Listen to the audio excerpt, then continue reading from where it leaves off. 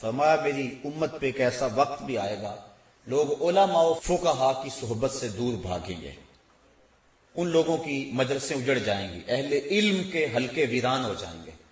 ایک وقت آئے گا، پھر کیا ہوگا؟ اللہ ان لوگوں پہ 3 طرح کے عذاب مسلط فرمائے گا۔ یرفع البرکۃ من کسبہم، پہلا عذاب یہ ہے ان کے رزق سے برکت اٹھا لی جائے گی، یعنی رزق کی کمی نہیں ہوگی لیکن برکت نہیں ہوگی۔ اور دوسرا، ظالم حکمران ان پر مسلط کر دیے جائیں گے۔ یہ قوم ہماری بڑی خوش ہوئی تھی کہ ایک ظالم سے جان چھوٹی، لیکن مستقبل میں مجھے تو کوئی توقع نہیں، بلکہ میں نے کہیں کہا تھا کہ ہم نے پھولوں کی آرزو کی تھی، آنکھوں میں موتیا اتر آیا۔ تو حالات کبھی بہتر نہیں ہوں گے اس طرح، جب تک ہم خود صحیح نہیں ہوں گے اتنی دیر تک حالات ٹھیک نہیں ہو سکتے ہیں۔ اللہ کی رحمت کی چھتری بن کے حکمران ہمارے اوپر نہیں آ سکتے جب تک ہم اپنے عمل زندگی کو نہ بدلیں۔ کسی نے حجاج بن یوسف کو کہا کہ تو نے حضرت عمر فاروق کا دور خلافت دیکھا ہے، تو ان جیسا عادل حکمران کیوں نہیں بن جاتا؟ تو اس نے جواباً کہا تبازروا اتعمر لکم، تم ابو ذر کیوں نہیں بنتے؟ تم ابو ذر جیسے عوام بن جاؤ، میں عمر جیسا حکمران بن جاتا ہوں۔ تو جس طرح کے لوگ ہوں گے ان کے اوپر حکومت کرنے والے بھی اسی طرح کے لوگ آئیں گے۔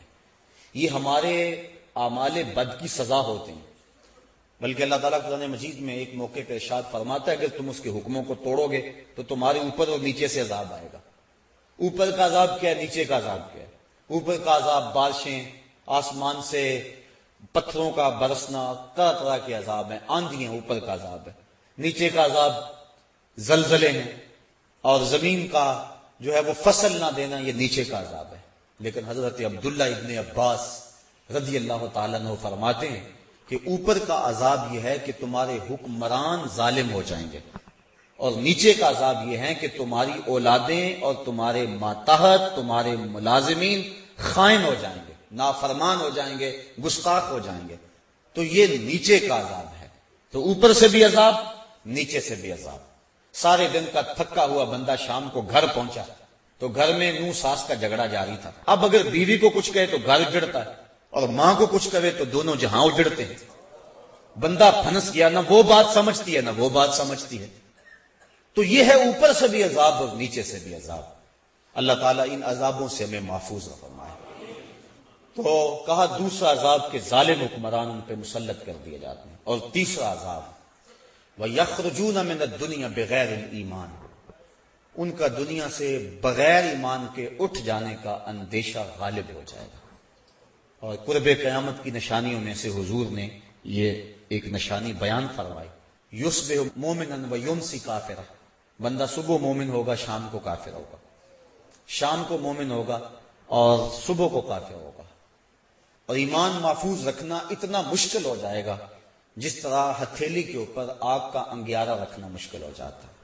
بندہ کہے گا جی کیا کروں، میں مجبور ہو گیا ہوں، اس کے بغیر چارہ کار ہی نہیں ہے، دین پہ عمل بڑا اوکھا ہو گیا جی، چلا ہی نہیں جا سکتا، جھوٹ کے بغیر کاروبار ہی نہیں چلتا۔ وہ طرح طرح کے بہانے بنائے گا اور حالات ایسے ہو جائیں گے۔ یہ اس کی بدعمالیوں کی سزا ہے جو اس کو ملے گی، اور اس کے لیے دنیا کے حالات اور معاشرتی نظم ایسا بن جائے گا کہ وہ بچنا چاہے گا بھی تو بچ نہیں سکے گا۔ کوئی اپنی اولاد کی وجہ سے جہنم کا شکار ہوگا، کوئی شخص اپنے ملازمین کی طرف سے، کوئی اپنے کاروبار کی وجہ سے، بلکہ ایک روایت میں آتا ہے ایک عورت 4 مردوں کو جہنم میں لے جائے گی۔ عرض کیا حضور وہ کیسے؟ فرمایا ایک عورت کو جہنم کا حکم ہوگا، وہ عرض کرے گی مالک میرے باپ کو بلایا جائے، بلایا جائے گا، یا اللہ یہ میرا باپ اور میں اس کی بیٹی، میری تربیت کا جوہر تو اس کے ہاتھ تھا، آج جن گناہوں کے سبب سے میں جہنم میں جا رہی ہوں تو اس کا ذمہ دار یہ ہے، اس نے میری دینی خطوط پہ تربیت نہیں کی۔ اب وہ باپ جس نے اپنی بیٹی کی ہر فرمائش پوری کی لیکن دین نہیں دیا، وہ قیامت کے دن رب کے سامنے کیا جواب دے گا؟ اللہ تعالیٰ فرمائے گا اسے بھی پکڑو، اس کے باپ کو بھی پکڑو اور دونوں کو جہنم میں لے جاؤ۔ عرض کرے گی نہیں مالک میرے بھائی کو بلایا جائے، بھائی کو بلایا جائے گا، یہ میرا بھائی اور میں اس کی بہن، میں اس کی غیرت تھی، میں جب بے پردہ گھر سے اپنے لبوں پر حیا کی لالی سجا کر سڑکوں پہ آتی تھی اس کے غیرت کا جنازہ نہیں نکلتا تھا، اس نے کبھی مجھے روکا تھا، اس نے کبھی مجھے منع کیا تھا؟ اگر اس کی غیرت جاگتی، اس میں احساس موجود ہوتا، تو میں اتنی آوارہ نہ ہوتی کہ آج مجھے جہنم میں اس کی سزا بھگتنا پڑتی۔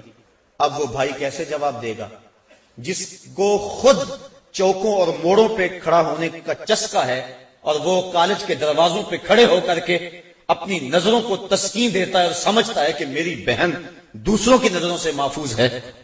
کل قیامت کے دن وہ بھی جواب نہیں دے سکے گا۔ اللہ تعالیٰ فرمائے گا اسے بھی پکڑو، اس کے باپ کو بھی پکڑو، بھائی کو بھی پکڑو، جہنم میں لے جاؤ۔ عرض کرے گی نہیں مالک، میرے خامد کو بلایا جائے گا، یہ میرا خامد، اس کی اطاعت میرے اوپر لازم تھی۔ طلاق کی دھمکی ایک ایسی بات اس کے پاس تھی کہ مجھے جو چاہتا منوا لیتا، مجھے اپنے انداز میں ڈھال لیتا۔ ماں باپ کے گھر میں میری جیسی بھی زندگی گزر گئی تھی، لیکن جب میں اس کے ہاں آئی تھی تو یہ اپنا رنگ مجھے دے دیتا۔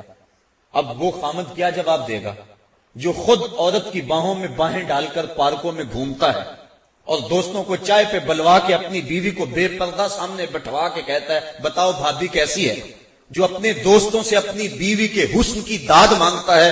کل قیامت کے دن وہ بے غیرت خامد کیا جواب دے گا؟ اللہ تعالیٰ فرمائے گا اسے بھی پکڑو، اس کے باپ کو بھی پکڑو، خامن اور بھائی کو بھی پکڑو اور جہنم میں لے جاؤ۔ عرض کرے گی نہیں مالک، میرے بیٹے کو بھی بلایا جائے، بیٹے کو بلایا جائے گا، یہ میرا بیٹا اور میں اس کی ماں، میرے سینے میں تو نے تڑپتی ہوئی ممتا رکھ دی تھی، اس کے چہرے کی اداسی میری زندگی میں اجاڑ ڈال دیتی، میری زندگی کا سارا حسن اس کے چہرے کی خوشی سے وابستہ تھا۔ اب یہ اگر مجھے کہتا کہ امی میں کھانا نہیں کھاؤں گا، تو نماز نہیں پڑھتی ہے، تو گھر سے بے پردہ نکلتی ہے، تو کیا میں اپنے اس بچے کی رضا کے لیے اپنے مزاج کو نہ بدلتی؟ اب وہ بھی کوئی جواب نہیں دے گا جس نے ہر خواہش پر مچلنا سیکھا تھا اور اپنی فرمائش کو ماں باپ سے پورا کروایا تھا، لیکن دین کے بارے میں کبھی اس نے اپنے ماں باپ کے کسی معاملے کے اندر کسی حکمت سے بھی کوئی بات نہیں کی تھی۔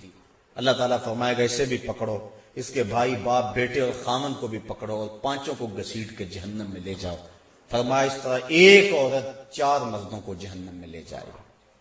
تو صاحبو یہ زندگی ہماری گزر رہی ہے، ہم دیکھیں کہ ہم کسی کی شامت اعمال سے نہ پھنس جائیں، اپنے معاملات کو بھی حسن دیں اور نیکیوں کے نور سے اپنے من میں اجالے کی کوشش کریں۔